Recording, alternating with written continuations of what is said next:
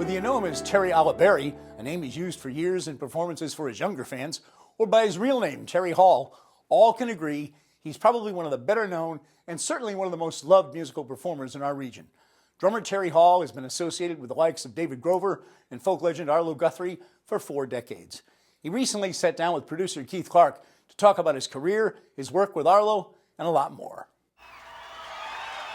It's been an amazing thing to think back that it's been 40 years since I did my first show with Arlo. Because it doesn't seem that long. You know, time has a way of compressing.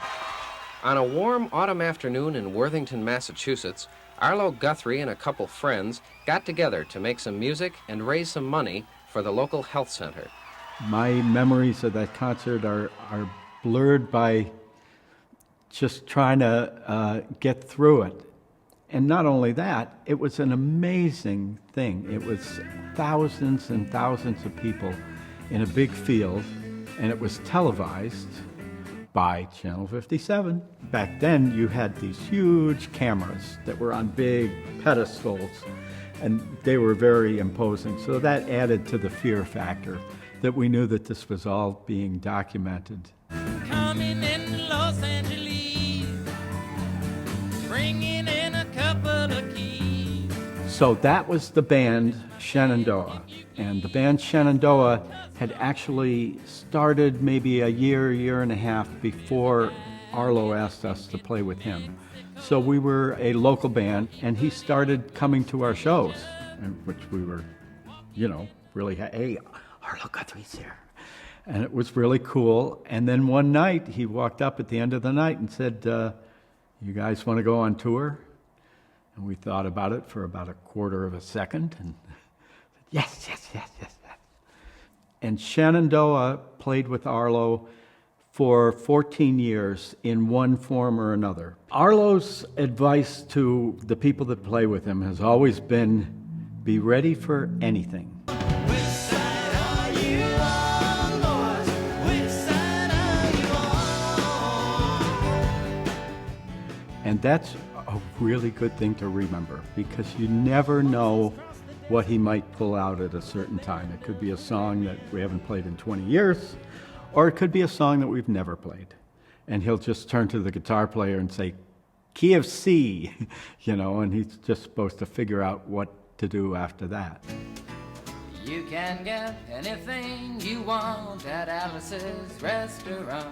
Now, when we get into a tour like the Alice tour, where there is kind of a set agenda, because there's certain material that we're obviously going to cover.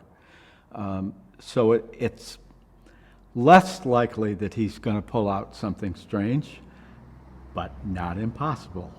And it does happen all the time. And that's what makes it fun. You can never really rest on your laurels and think that you know what you're doing.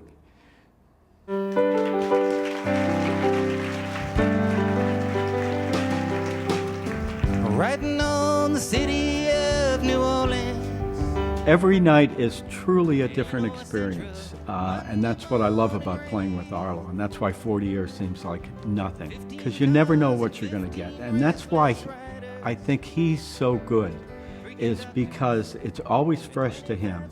And I know he's always thinking about the audience and thinking of how to make the show the best that it can be. Wait, there's enough people clapping, but you gotta sing. I don't care if we stop this show. I know you're probably sitting there saying, hey, it's just another Dingleberry folk song he's doing anyway. Well, I think Arlo is probably the premier storyteller that's around these days. In Spain, she grew by road. I'm gonna make this garden grow. And the guy come over to me, he says, excuse me, sir, but what's that you're doing, eh? And I looked at him. I said, I'm singing a song. He said, I know that, sir, but what language is that song in? And his stories evolve over time, and they change, and he's always coming up with new kind of perspectives, even on an older story. I suddenly realized this wasn't no Dingleberry folk song. I suddenly knew that this song was significant. This song was about the last bastion, the last place in the world where we still have the poetry of mile after mile in our lives. and not kilometer after kilometer. He comes up with a whole new way of thinking about it, and that's amazing to me. And I don't really know how he does it. I mean, it don't seem like it now, but let me tell you right now, the problems of the world can't be solved in meters. We can only solve the problems of the world the way we made them, inch by inch, and mile after mile. So when you hear this song, I have the best seat in the house, by far, because from there up on the drum riser, I can see the entire audience. And I love, if I'm not actually playing, to watch people's reactions as Arlo's telling these stories. And I'll focus in on certain people, and I'll just kind of wait, and I'll go, yep, he got him. this land was made for you and me. This land is your land. It's been an amazing life. It's just been, we've been to all 50 states. We've been through a lot of foreign countries. We've played every imaginable place that I can think of, including Carnegie Hall a lot of times, and Lincoln Center, and New Orleans Jazz Festival, and places that I never imagined I was going to, growing up in the Berkshires, that I would ever get to even see, let alone play. Can make me turn back. This land was made for you and me. I guess it would be hard to not say he's been the most important person in my life. He's been a good friend, and it's not like we have to sit down and talk every day, and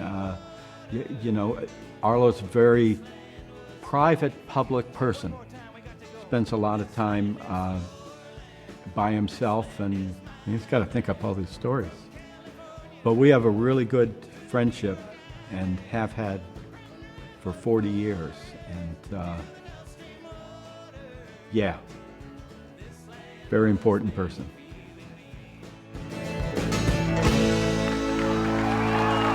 Thank you, everybody. We'll see you.